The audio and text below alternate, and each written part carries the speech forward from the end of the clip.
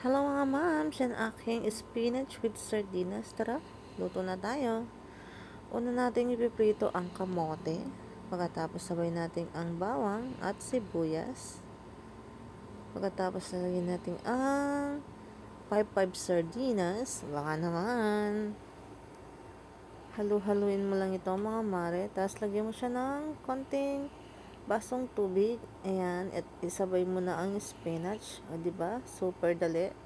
Pagkatapos nyan sangkapan mo na siya ng magic sarap, of course, at saka konting asin. At pakuluin mo lang yan ng konti at luto na guys. Ayan na, paluto na tayo, di ba? Ganun lang po kasimple yan ng mga moms, ang mura pa. Di ba umabot ng 50 pesos yan? Kaya, kung gusto yung tikman yan is, nagluto na kayo. Simple and easy but affordable na ulam.